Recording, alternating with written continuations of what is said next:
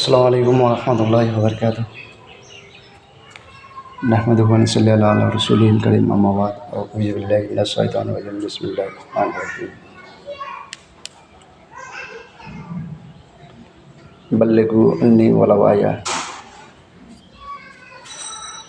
আপনাদের সম্মুখে গুরুত্বপূর্ণ কিছু কথা বলি। কি গুরুত্বপূর্ণ কথা? আপনার ছেলে মেয়ে আপনি ভালো শিক্ষা অর্জন করান। আপনার ছেলে মেয়ের উপর আপনি বদদোয়া করবেন না। কি বদদোয়া?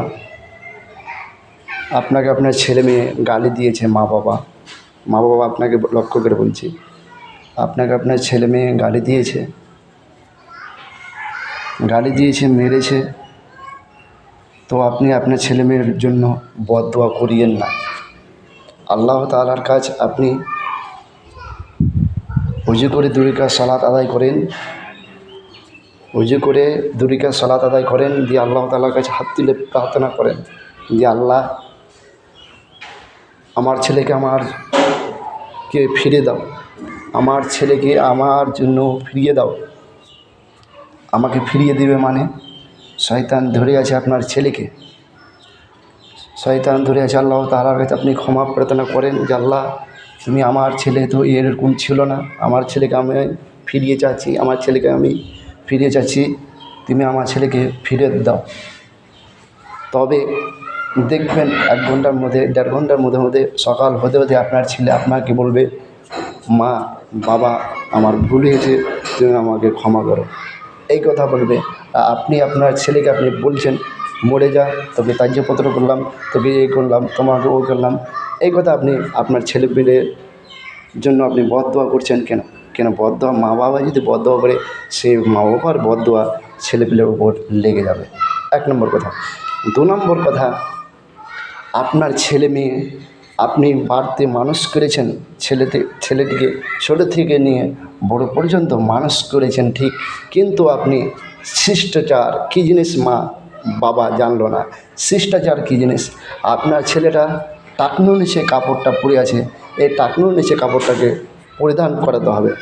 আপনার ছেলেটা এই জিনিসটিকে একেবারে মুখ পর্যন্ত লাগিয়ে দিচ্ছে, ঠোঁট পর্যন্ত লাগিয়ে দিচ্ছে, কিন্তু এই জিনিসটি কাটে না। আর এই জিনিসটি দাড়িটি দেখবেন কেটে একেবারে বেয়াল করে নিচ্ছে। বেয়াল মানে বেটি ছেলে বলে যাচ্ছে, মেয়ের মানুষ বলে যাচ্ছে।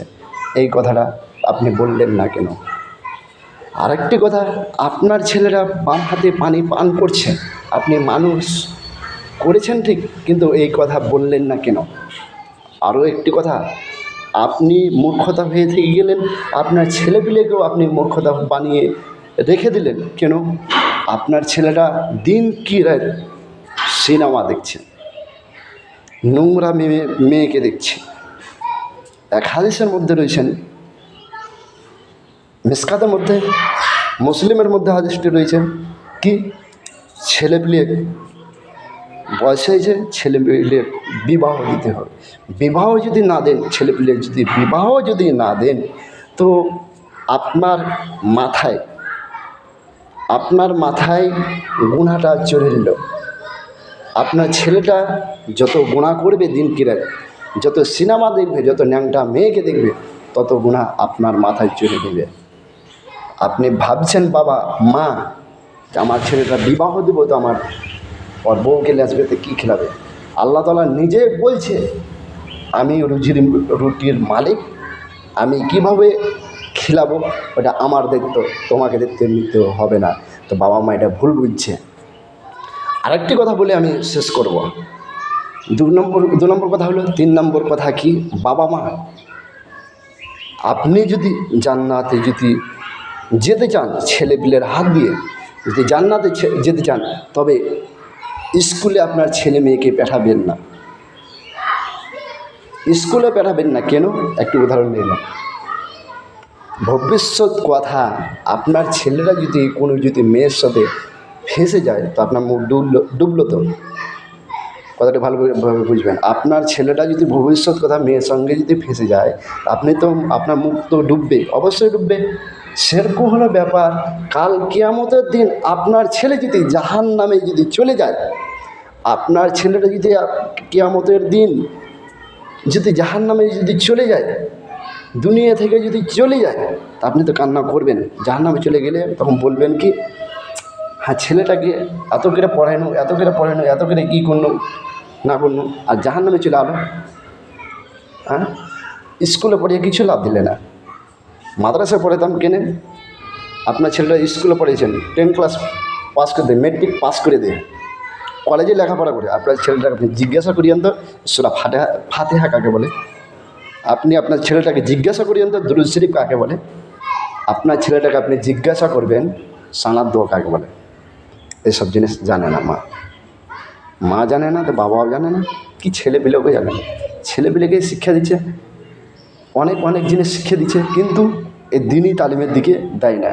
অবশেষে আল্লাহ রাব্বুল আলামিনের কাছে দোয়া করি যে আল্লাহ রাব্বুল আলামিন আমাদের সকল মায়েরাকে এবং বোনেরাকে এবং আব্বাজানেরাকে ভালোভাবে এই শিক্ষা অর্জন করার তৌফিক দেয়। তাই সকল আল্লাহুম্মা আমিন। আল্লাহ, যারা এই দুনিয়া থেকে মারা গেছে তাদের কবর শাস্তি মাফ করো। আল্লাহ, যারা অসুস্থ রয়েছে তাদেরকে সুস্থতা দান করো। আল্লাহ, যাদের মা এবং বাবা এই দুনিয়া থেকে ওই দুনিয়া চলে গেছে তাদের কবরের শাস্তি মাফ করো। আল্লাহ, যাদের মা বাবা অসুস্থ রয়েছে তাদেরকে সুস্থতা দান করো। আল্লাহ, তাদেরকে এই দুনিয়া থেকে যারা চলে গেছে তাদেরকে জান্নাতুল ফিরদৌস দান করাই। আল্লাহ, সুবহানাকা আল্লাহুম্মা ওয়া বিহামদিকা আশহাদু আল্লা ইলাহা ইল্লা আনতা আস্তাগফিরুকা ওয়া আতুবু ইলাইক। আসসালামু আলাইকুম ওয়া রাহমাতুল্লাহি ওয়া বারাকাতুহু।